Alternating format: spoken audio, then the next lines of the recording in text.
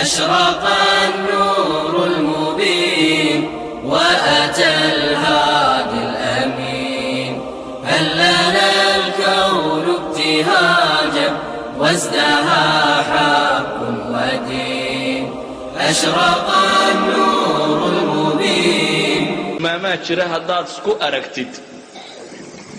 aad khatar ku sugantahay qafladii waa soo socotaay islaali maxaa kamida qaflada calaamaadka lagu yaqaan waxa kamida at-takaasul 'an at-ta'at dad aragto qofku ka caaj hadaad naftaada aragto iyadoo marka cibaadada iyo taacada la soo qaadana ay caajis iyo wahsi iyo hamaansi bilaabayso marka sheekada iyo hadal tirada iyo tirrogta la wadana aad nashiid iyo qafir fircoon oo soo jeedo aaraa badan oo hadal fiican oo waramaya aad noqoto ogsano xanuunku bilowgu kugu yihi waa wax kamida acraadi sida awgeed nabigu calayhi salaatu wasalaam axaadiistiisu waxay tilmaamayaan wax xaqiiqan u eg مثلا القرآن كإلهي وحليه منافقة مكي لسفينه ولا يأتون الصلاة إلا وهم كسالى ولا ينفقون إلا وهم كارهون وإذا قاموا إلى الصلاة قاموا كسالى يراؤون الناس ولا يذكرون الله إلا قليلا إلهي وحط المامة سبحانه وتعالى الصفة منافق لماذا قلبي يدكتاه قرن ما يسيادوه قفكم منافق ما مؤمن بوح قلبي يسكتره لكن منافق لماذا مركي قلبي يدكتاه أعراض سمت مسك حمضة كم مغاري ساد كو قياسي ساد ورن زكري وحق أسوسي جنجيرا وحويا بيلا هيلي لا يأتون الصلاة إلا وهم كسال صلاة ما يمدني وعاجسة وكل بتهي مويان هل كي النبي محمد عليه الصلاة والسلام صلاة دعاء واحد مركي نبت قفصة ماشوا معي صدقة أرحنا بها يا بلال لها استعينوا بالصبر والصلاة إلهي القرآن كقلت المامي إذن هذا دركته adigoo jumca iyo jamaacadka jarjaraya waa mushkilad waa calaamo kamid ah calaamaadkaas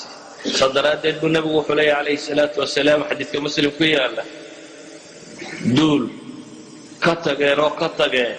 yani jumca ka tagistooda joojiyeen ama se ilaahi subxaanahu wa tacaala la yakhtimanna allahu calaa quluubihim ilaahi baa qalbigooda dhababi doona kadibna waxay ka mid noqon doonaan buu nabigu yidhi kuwa qaafiliinta ah haddaad jimcaha ay ku dhaafdhaafo aad u jarto waxaad ku biiraysaa ahlu khaflaha haddaad aragto duul salaadii jimco oo la aqimay amase la aadimayo dukaanka weli sii iibiibinayo wada ogsoonow khafladii baa ku haleeshay calaamaadka khaflada lagu garto waxaa ka mid ah ay culammadu yidhahdeen alistihaana bilmacaasi qofkoo agtiisa ay ku fududaato macsidu adhowaad iska toobadkeenaa macaynkan ee iska samey tan gabadhan iska salaan tan la sii hadal waxaan samey halkan ka bax waxoogaaga ribada iminka doorka kan ka dambaad ka toobadkeenaya iska wad hal ma jira dunuubtii waaweynayd iyo macaasidii qofka la fududaada bini aadamkana ilaahay wuxuu ballan qaaday in la itixaami doono waxyaabaha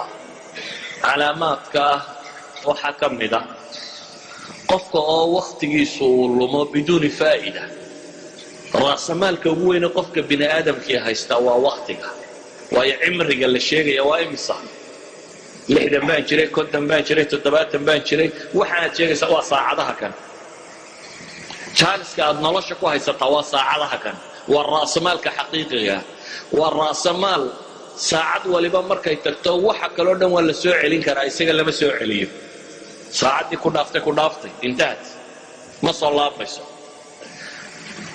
wixii ugu weynaaye qofka bini aadamku uu haystay saxaabada waxaa la yidhahdaa waxay caan ku ahaayeen waktigooday kaga shaxiixsanaayeen dirhamka iyo diinaarka inagu yacni lacagtaynu bukhala ku nahay waktiga laakiin waad ogosha inaad iska sheekayso boodboodo waxa ka iska wado ama wax soo bix haddii lagu yidhahdo aad dad gacanta u xijiraysa iyagoo xooluhu qiimaha weyn may samaynan waktiga axad saalixiin baa waxa la yidhi mid baa wuxuu yidhi waxoogaa baa rabaa inaan kula sheekaystee sheekh iyo rasul wuxuu ku yidhi ordoo cadceedda jooji yani cadceeddu way igu socotaa time baa igu socda buu leeyahy dardasho war uma hayo weeyaan waktaa soconaya haddaad aragto qofka oo waqtigiisu uu cidla kaga lumayo waa xanuunka kan baahaya qofka oo aanay la weynayn waxyaabihii uu ilaahay ku dhowaan lahaa subxaanahu wa tacaala qofka oo aan qur-aanku raadaynaynin iyo cibaadaadka karin waxaasoo dhammay ikhwati fi lcaqiida waa acraad ama symptoms ama calaamado qaflada lagu garto